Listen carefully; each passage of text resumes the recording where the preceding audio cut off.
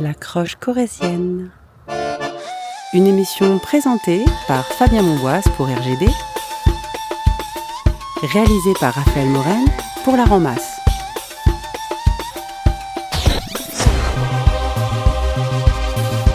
Découverte musicale.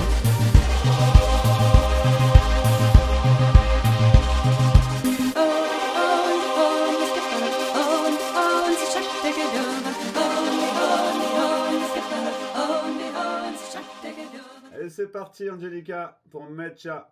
Ya no creo en el amor, Cupido volvió y me falló. No vuelvas a pedir perdón, esto no tiene solución. De todo yo ya me cansé, quiero millones de 100. Vestirme de Dior y Chanel, del amor ya no quiero saber.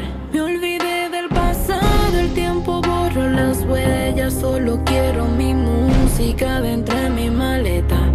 Llenar mis conciertos en Madrid y París. Paso a paso je vais construire mon avenir. Bonjour Angelica. Bonjour. Nous vous recevons aujourd'hui car vous allez sortir des morceaux de musique, des morceaux qui sont restés longtemps dans vos tiroirs. Et ça y est, enfin ils sortent au grand jour. Alors avec vous, nous allons bien vous accompagner dans cette sortie et on va parler de votre univers sonore. Nous allons parler aussi de vos débuts, de votre histoire de vie. Elle est jonchée de voyages, de différents voyages. Vous êtes né en République dominicaine. Oui. Ensuite, en 2013, vous êtes allé en Guyane française. Oui. Puis en 2019 à Brive-la-Gaillarde, ici où nous sommes, à Brive, nous sommes au sein des studios de Once Record, là où vous avez enregistré d'ailleurs certains de vos tout derniers titres. Oui. Nous allons en parler, mais avant on va revenir sur votre passé et notamment votre enfance. On aimerait bien savoir quel était votre univers sonore lorsque vous étiez enfant en République dominicaine. Quelle musique on entendait dans la famille avec la musique, est-ce qu'on dansait avec, est-ce qu'on vivait avec? Comment c'était pour vous? Pour moi, la musique, ça a commencé vers 11 ans, 12 ans. Et ma grand-mère, elle avait une église. Du coup, il y avait des instruments. Mes frères et moi, on s'est embarqués dans la bande de l'église. et on a pu se familiariser avec les tambours, les guitares. On a pris même des cours particuliers. Et on a commencé à écrire des chansons. Et là, ça a commencé en fait. Vous avez un instrument que vous aimez plus que d'autres à cette époque-là, quand vous aviez 12-13 ans? Le piano et la guitare. Je pense, surtout le piano, je pense qu'il fait tout. Parce qu'il y a beaucoup de différents sons dedans et qu'on peut faire pas mal d'instruments avec. Oui, tout à fait. Ça peut être purement rythmique, ça peut être mélodique, ça peut être harmonique aussi avec les nombreuses touches sur le piano. Alors les titres que vous sortez là en ce moment, on en a entendu un extrait en tout début d'émission, sont plus tournés vers la musique urbaine, la musique actuelle. Est-ce qu'on peut parler vraiment de rap ou vous qualifiez votre musique différemment? Est-ce qu'on peut dire que c'est du rap, ce que vous faites? En fait, c'est comme un rap latino. D'accord. On appelle ça un peu rap latino parce que on a fait trap, ça s'appelle du coup. D'accord. Du coup, c'est mon style préféré. Mais de là, ça enveloppe le rap, ça enveloppe les romantiques avec. Du coup, on peut faire beaucoup de mélanges avec. Et dites-moi, comment vous êtes passé de vos 12-13 ans avec votre famille à aujourd'hui faire un rap latino ou même de la trap? Comment s'est fait votre cheminement et comment vous vous êtes professionnalisé? D'accord. Après l'église et tout ça, je suis grandie. J'ai eu des histoires amoureuses qui m'ont fait écrire des chansons intenses. La mort d'un ami à moi qui m'a fait aussi écrire des chansons tristes et tout ça. Et après, j'habitais à la capitale. Ensuite, j'ai déménagé à Santiago. C'est plutôt dans le nord ou centre. Et avec ma famille. Du coup, là, j'ai connu pas mal de groupes, de personnes. Par exemple, à l'époque, c'était Memo et un ami à moi, et Zona Rebelde, qu'on a enregistré un son qui était très populaire à la radio là-bas. Et de là, il y en a pas mal de personnes qui m'ont connu. J'ai chanté avec la Diestrack et Bianca Polonia. C'était un groupe de trois femmes. Et avec eux, j'ai pu avoir beaucoup d'expériences, voir la musique au niveau professionnel, faire des concerts, présentations de la télévision et les mauvais et les bons côtés de la musique. Alors depuis, eh bien, vous avez évolué, comme je le disais au début, vous êtes passé par la Guyane à partir de 2013, puis en 2019 à Brive. À Brive, vous avez une vie intense puisque vous êtes à la fois à travailler en faisant des ménages pour les professionnels, mais vous faites aussi de l'onglerie, vous faites aussi des Uber Eats, et donc bien entendu, vous faites de la musique, et en plus de tout cela, vous avez 4 enfants. Oui. Déjà bravo pour cette vie que vous menez qui doit être assez intense. Oui. Et parlons de la musique. Les schémas maintenant ont changé avec l'arrivée du numérique. Vous pouvez rentrer en contact facilement avec des gens qui ne sont pas forcément ici à Brive, mais qui peuvent venir d'un petit peu partout. À l'exemple de votre producteur, à l'exemple de la personne avec qui vous chantez sur les titres. On pense à Guindo. On le prononce bien comme cela ? Oui. Et Guindo, d'ailleurs, que l'on entend sur les titres, et il a un petit message pour nous. On l'écoute. Me puede la tensión, por eso me escondo cada vez que sufro. Ya no lloramos de la emoción, no quiero más de este mundo. Te juro que escondo sentimientos y un odio profundo a todas las formas que tengo de aguarme la fiesta, también el futuro. Alors Angelica, on a entendu Guindo. Est-ce que vous pouvez nous dire comment vous l'avez rencontré ? En fait, on est tous les deux inscrits dans Groover Music.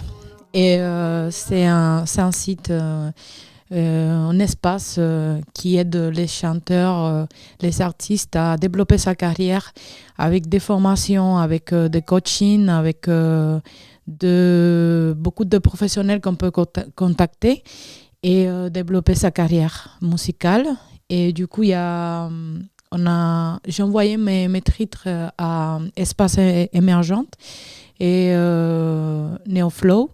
C'est des personnes qui mettent en relation des chanteurs de tout le monde, par exemple. Et en fait, dans le monde entier, ce serait le mot parfait. Et il le met en relation. Du coup, on a entendu mon style musical. Et c'est eux qui nous ont mis en relation à Guindo et moi. Et ils vont nous aider à développer cette chanson-là qu'on construit avec eux, en collaboration. Et du coup, je trouve ça magnifique parce que je suis en France et lui, il est en Espagne. Du coup, on est ravis de travailler ensemble. Et parle-nous un petit peu de Pochiranx. Est-ce que tu peux nous en dire un peu plus ? Oui, mais lui, Pochiranx, c'est un producteur très dynamique qui m'a fait confiance, qui a cru en moi et qui entend vraiment la façon que je veux donner à ma chanson, l'esprit que je veux donner à ma chanson. Il fait des mélodies directes, il comprend, c'est incroyable, mais il comprend ce que je vais communiquer. Et c'est un producteur aussi qui peut transformer en chanson et en chanson triste, en merengue, en bachata. Du coup, voilà, je l'ai fait. En fait, j'enregistre le voix et je l'ai fait entièrement confiance pour le reste. Parfait. Ben, on va continuer à raconter ton histoire, mais cette fois-ci, eh bien, on va revenir un petit peu dans nos bas âges. Tu disais que tu avais écrit cette chanson en étant toute jeune. On va retrouver des jeunes encore plus jeune que lorsque tu as écrit la chanson, avec vraiment des enfants qui ont autour de 10 ans. Ils vont t'accompagner sur un titre et dans un endroit particulier, un endroit qui leur est destiné, mais vous allez le voir, qui s'apprête également très très bien à la musique que tu réalises. Angelica, on prend nos petits bagages et allez, on descend à Brive en plein centre. On y va.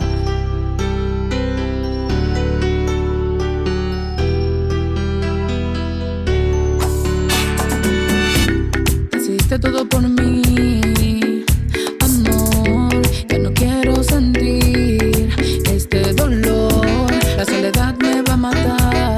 Te busco en mis sábanas, pero no estás. Los días se me pasan con el café.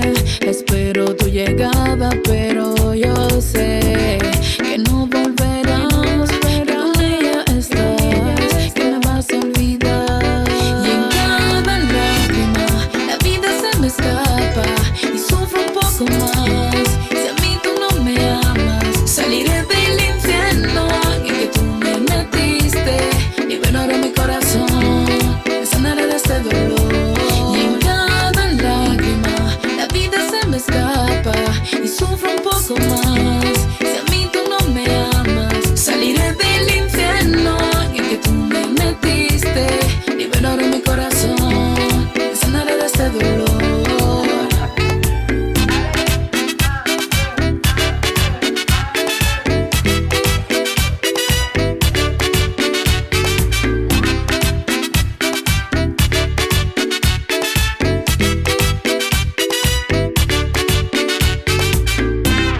Aquí estoy sola sin ti, porque tú estás con ella. Sé que no debo sufrir, que tú no vales la pena. Muere el amor que me diste, por otra tú me cambiaste. Me duele mucho lo que me hiciste, solo debo recuperarme. Me buscas en la soledad, me prometes que vas a cambiar. Ya sabía que vas a volver, ya sabía, te conozco bien. Te deseo que te vaya bien. Y en cada lágrima la vida se me escapa y sufro un poco más. Si a mí tú no me amas, saliré del infierno en que tú me metiste. Liberaré mi corazón, me sanaré de este dolor. Y en cada lágrima la vida se me escapa y sufro un poco más. Si a mí tú no me amas, saliré del infierno en que tú me metiste. Liberaré mi corazón, me sanaré de este dolor. La Polampro, Pochi Ranks, la mano maestra, Keuri Magoy. ¿Qué lo que?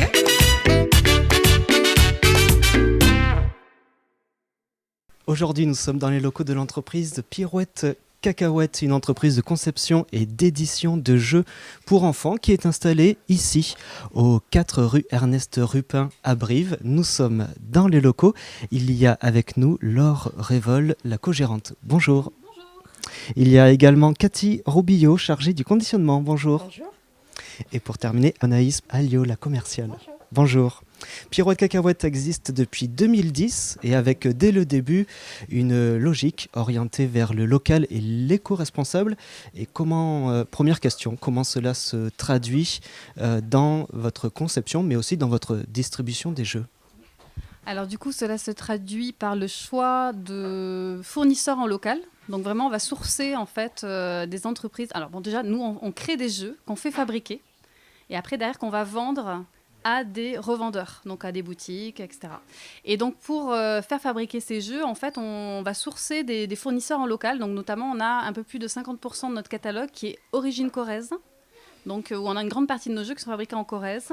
Et on va dire à peu près 80% des jeux sont fabriqués en Nouvelle-Aquitaine. Donc, on est vraiment dans cette démarche-là. Quand on ne trouve pas un fournisseur en local, on va essayer d'aller un petit peu plus loin. Mais on reste en France, voilà, sur tous nos jeux, en fait, ils sont de fabrication française. Voilà. Comment est-ce qu'on passe de l'idée d'un jeu à créer une entreprise et la commercialisation des jeux ? Alors, En fait, comment on passe de ça? C'est se dire, en fait, j'ai pas envie d'avoir de regrets. En fait, on a une idée et on se dit, si je la fais pas, je dirai plus tard, on aurait pu le faire. Et en fait, on n'avait pas envie de ça. En fait, j'ai créé la société avec mon conjoint, Samuel, et puis un couple d'amis aussi, mais qui n'est plus dans l'entreprise depuis. Et du coup, en fait, on a eu une idée avec Samuel et on s'est dit, voilà, si on la fait pas, on aura le regret. Donc, c'est ça qui nous a boosté et la rencontre aussi de ce couple d'amis qui a dit, on adore votre idée, go, on y va. Ça nous a mis un petit coup d'étincelle et c'était parti. Mais par contre, vraiment dans, sans prendre conscience que c'était un réel métier, en fait. Et oui, vous avez eu besoin de vous entourer. Vous avez parlé de Samuel et de vos amis qui ont été à la base de cette entreprise. Maintenant, combien vous êtes au sein de Pirouette Cacahuète? On est 7 personnes à travailler sur la société. Donc, il y a moi et Samuel qui travaillons sur la partie commerciale et création de produits. On a Clémentine qui est illustratrice et graphiste. Anaïs qui nous a rejoint cette année et qui accompagne Sylviane dans la mission commerciale, Virginie sur la partie communication et du coup Alima et Cathy qui sont arrivées en mois d'avril de cette année et qui viennent travailler sur le conditionnement et préparation des colis. Voilà. Oui, on voulait parler aussi de l'éthique. Vous l'avez dans les jeux, on a parlé de la conception des jeux avec des matériaux éco-responsables, mais aussi de travailler au niveau local, principalement corrézien, mais aussi sur l'ensemble de la Nouvelle-Aquitaine. Mais au niveau humain également, vous avez une éthique et certaines valeurs que vous défendez, je pense à l'inclusion, et notamment avec votre partenariat concernant l'ADAPEI. Dites-moi alors qu'est-ce que c'est et après je donnerai la parole à Cathy pour qu'elle nous parle un petit peu de son parcours. Alors l'ADAPEI, c'est une association au niveau national en fait qui encadre des personnes en situation de handicap et qui leur permet de les mettre en lien avec le milieu du travail. Alors du coup, il y a... Cathy en parlera aussi bien mieux que moi sûrement, mais du coup, très souvent à l'ADAPEI, ils font de la sous-traitance pour des entreprises. Beaucoup dans tout ce qui est cartonnerie ou autrement même ça peut être du tri là je sais qu'il y avait en ce moment des tris de fils de câbles électriques des choses, ça peut être très très varié, des métiers complètement variés mais qui permettent à des personnes en situation de handicap de s'intégrer dans un milieu du travail voilà. Justement Cathy, c'est votre cas. Depuis quand vous êtes au sein de Pirouette Cacahuète? Alors, je suis depuis le mois d'avril ici sur les locaux et j'ai rejoint l'équipe de l'Or. Et avant, je travaillais quand même pour l'Or à l'ADAPEI, Corrèze, donc j'ai sur Malmort. Et donc j'ai suivi un peu son projet de loin, de près et je me suis investie le plus que j'ai pu pour me rapprocher d'elle. Et aujourd'hui, je suis dans ces locaux et ça se passe très bien. Laure nous disait que vous gériez le conditionnement. Qu'est-ce que ça veut dire au sein de Pirouette Cacahuète? Eh bien, le conditionnement, alors, c'est-à-dire qu'on fait tout ce qui est préparation et conditionnement, donc ça arrive donc en matière première et tout ça, je fais la préparation et après je fais préparation de colis. Donc qui se fait sur 2 jours ou 3 jours, suivant les commandes et suivant les saisons. Nous allons les voir à l'image, les différents jeux que vous proposez. Est-ce qu'on peut les catégoriser, ces jeux? Et est-ce que Cathy ou Anaïs peut me répondre à cette question? Anaïs Alliot? Oui. Donc on a 4 gammes de jeux. On a les kits créatifs qui sont à partir de 3 jusqu'à 7-10 ans. On a la gamme coloriage avec des posters géants à colorier, des petits carnets de coloriage ainsi que des pochoirs. Une gamme de jeux donc avec des memories, des puzzles et des... Memory, puzzle, mini-puzzle et des jeux de cartes. Et on a également une gamme de papeterie. Donc on a vraiment 4 gammes au sein de Pirouette Cacahuète. Et c'est plus de 150 produits. Alors Anaïs, vous vous occupez aussi de tout l'aspect commercial.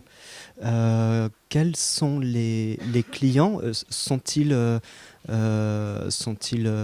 uniformisés ou ça peut être n'importe qui, des particuliers, des entreprises? Qui sont les clients?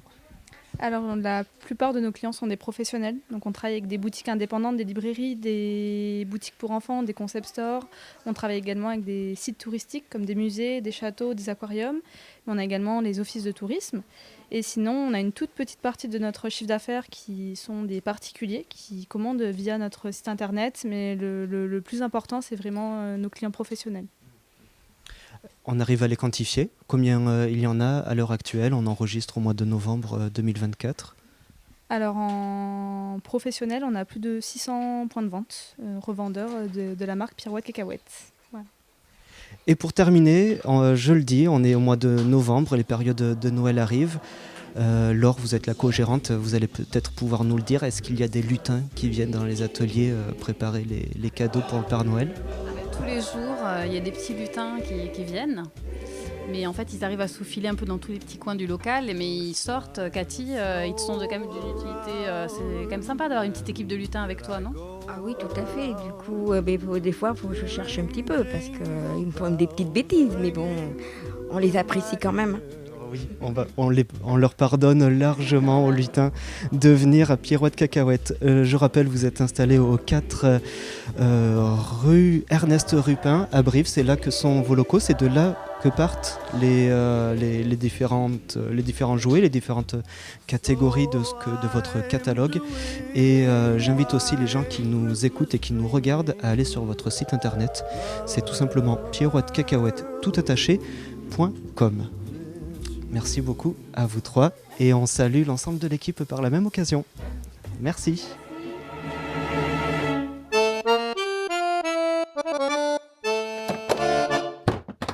Fabien! La croche corrézienne.